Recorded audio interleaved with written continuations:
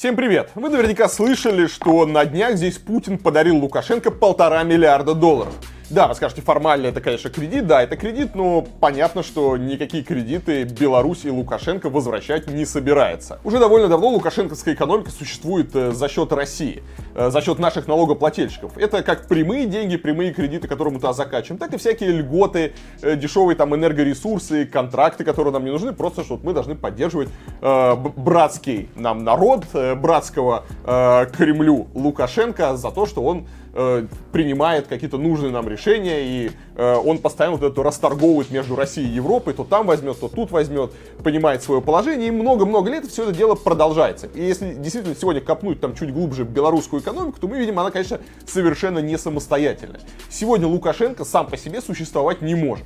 И он долго пытался лавировать как-то, до выборов у него Россия была врагом, а теперь вот у него Путин стал главным другом, старшим братом, каждый день с ним созванивается. И весь этот брачный танец Лукашенко, он закончился выдачей $1,5 миллиарда кредита. Ну и, конечно, ясно, что вот эти вот очередной кредит, они пойдут просто на сохранение стабильности режима Лукашенко.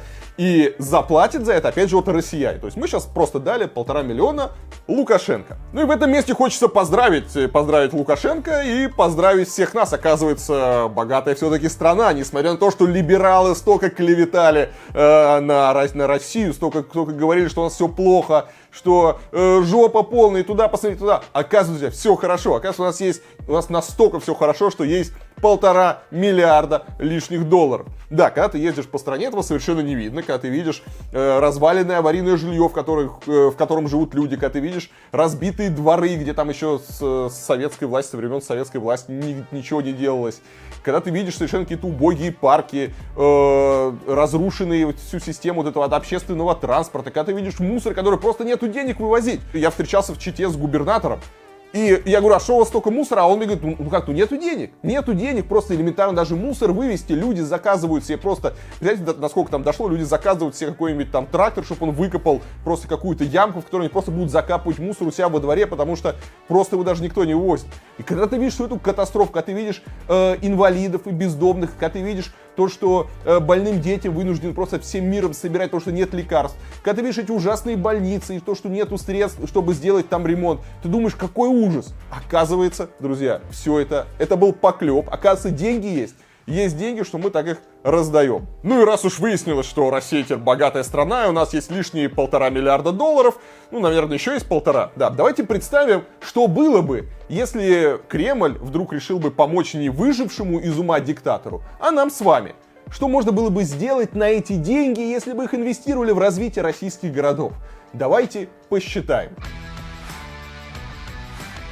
Вот взять, например, общественный транспорт. Просто огромная проблема в России — это общественный транспорт. Неделю назад французский производитель Alstom поставил Афинам 2 первых трамвая Citadis.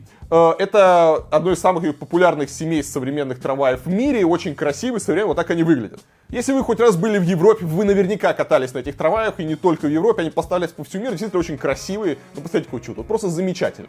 Так вот, по контракту 2018 года этих трамваев поставили, и контракт был заключен на 25 трамваев Citadis X05 общей стоимостью 50 миллионов евро. То есть цена одного трамвая сейчас 2 миллиона евро. Что такое 2 миллиона евро? Ну, по сегодняшнему курсу это чуть больше, чем 177 миллионов рублей. Ну и за эти деньги Афины получили современный 5-секционный трамвай длиной 33 метра и вместимостью до 294 пассажиров. Сказка, а не трамвай. Такие уже ездят, кстати, по Парижу, Сиднею и многим другим городам. То есть на сумму, которую Путин выделил Лукашенко, можно было бы купить 631 суперсовременный трамвай. Это просто шедевр трамваестроения. Ну, здесь вы, возможно, скажете, зачем нам покупать французские трамваи, давайте поддержим отечественного производителя. Замечательно, замечательно.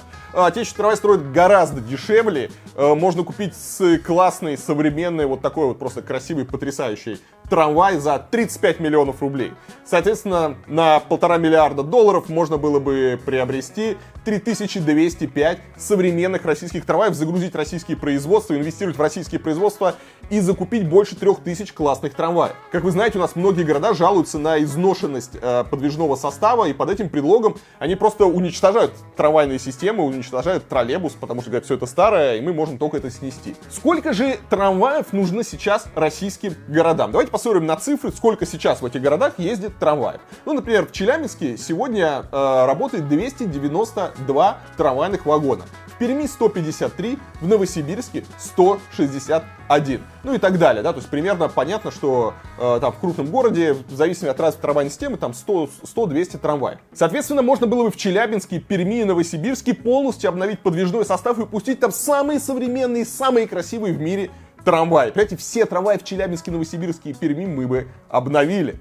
И это были бы не просто новые трамваи, мы бы увеличили провозную способность в несколько раз за счет большей вместимости вот этих вот ситадисов. А если мы потратим деньги на российские вагоны, то новых трамваев, пусть и может быть не таких красивых, современных, как французских, хватило бы на всю страну. Еще раз, во всей России можно было бы обновить все трамваи. Во всей России, в каждом городе можно было обновить все трамваи, закупить российские самые современные вагоны. Если бы мы не поддерживали этого усатого упыря. Все трамваи во всех городах могли бы быть новыми, современными и комфортными. Хорошо, если вам вдруг не нравится трамвай, то давайте будем измерять не в трамваях, а возьмем самую крутую школу, которую недавно показали. Это «Точка будущего». Посмотрите, потрясающая школа, ее построили в Иркутске по датскому архитектурному проекту, включающую в себя там не только школу, там еще детский сад и даже поселок для проживания приемных семей, которые в этой школе будут учиться. Стоимость всего этого комплекса 6 миллиардов рублей. Значит, на кредит для Беларуси можно было бы построить 18 таких вот мега-школ целиком и еще половинку маленькую школу сделать. Опять же, хватило бы на все города-миллионники России и еще 3 города поменьше. Посмотрите еще раз на эту школу. Потрясающая. Это, на мой взгляд, сейчас самая современная и красивая школа России. Я просто завидую этим иркутским детям, кто-то пойдет. Она, кстати, построена на частные деньги. Эта школа, там местный предприниматель инвестировал, построил эту школу. И это просто космос. Вот это та школа, которой можно гордиться. И такие школы можно было бы построить по всей стране. Такие вот удивительные, классные школы можно построить в каждом городе-миллионнике. Еще нашим городам ужасно не хватает качественных детских площадок. Хорошие детские площадки есть там в Москве, может быть, еще в некоторых крупных городах, там Казани, а в других городах их просто нету. Хорошая современная детская площадка стоит дорого, почти как трамвай. Например, 3 года назад я уже показывал, как по немецкому проекту в Южном Бутово была построена просто шикарная площадка, вот с башнями, горками, там палуба, даже небольшая река есть. Площадка стоила 160 миллионов рублей. Да, это дорого, но посмотрите, какая классная площадка. На теперь уже белорусские деньги по всей России можно было построить 701 такую площадку. В России всего 1117 городов, это значит, что крутыми детскими площадками реально можно было бы обеспечить больше половины всех российских городов. Даже совсем небольшие бедные населенные пункты, где совсем ничего нет и где детям просто негде играть, они бы получили классную, хорошую детскую площадку. Понимаете, какое это вложение, да, детская площадка, это же не просто красивая картинка, это инвестиция в будущее детей, это инвестиция в человеческий капитал. Детская площадка, она воспитывает, она делает, она учит ребенка, она воспитывает. И вот такие вот классные детские площадки могли бы у нас появиться по всей стране.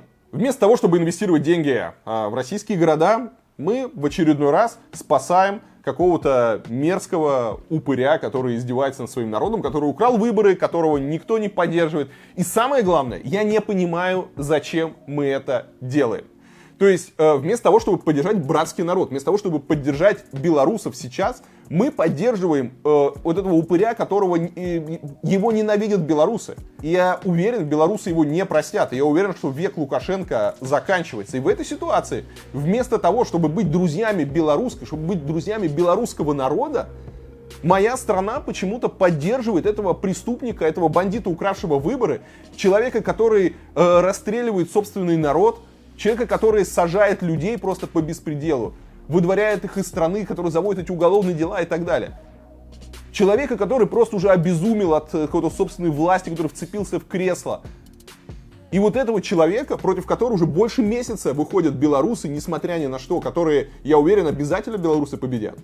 И мы почему-то инвестируем не в наш братский народ, не в белорусов, А наша страна почему-то инвестирует вот в этого упыря. Это очень грустно. Это очень грустно, потому что на это уходят наши налоги. И в следующий раз, когда вы будете смотреть на разбитые дороги, на разбитые дворы, на вот эти вот ржавые троллейбусы и трамваи, и когда вам будут говорить, что, вы знаете, нету денег ни на что. Вот я сейчас был в Липецке, я вот только вернулся из Липецка, был в Липецке, такой небольшой вам секрет, да, мы снимали выпуск интервью с мэром Липецка. И мы ходили, да, я тоже, слушайте, а почему вот у вас трамвай не развивается? И Евгения Уваркина, глава города Липецка, она говорит, ну как, денег нет, вот у нас в городе нету денег, вообще вот пусто. В бюджете Липецка нету денег, чтобы купить трамвай. Вот нам там Москва там пришлет трамвай, мы его поставим. А так денег нет, где их возьмут? Денег нету, денег не дают. И такая ситуация в каждом городе. Ты приезжаешь, и тебе говорят, мы не можем ничего сделать. Мы не можем делать там парки, мы не можем делать классные общественные пространства. Мы вот покупаем там то, что есть, за какие-то там копейки, которые остаются. Да, есть города богатые, но в большинстве случаев такая вот ситуация.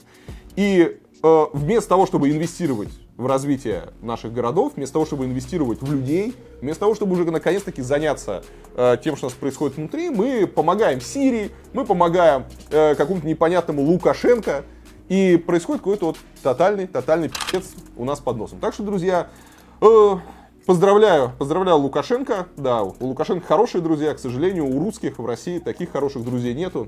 1,5 миллиарда никто нам не даст. Так что и дальше будем смотреть на наши города, дальше будем смотреть на разбитые дороги, общественный транспорт, на такие вот наши больницы и на все остальное. Спасибо, что смотрели. Ставьте лайк, распространяйте этот ролик, пишите комментарии. Всем пока.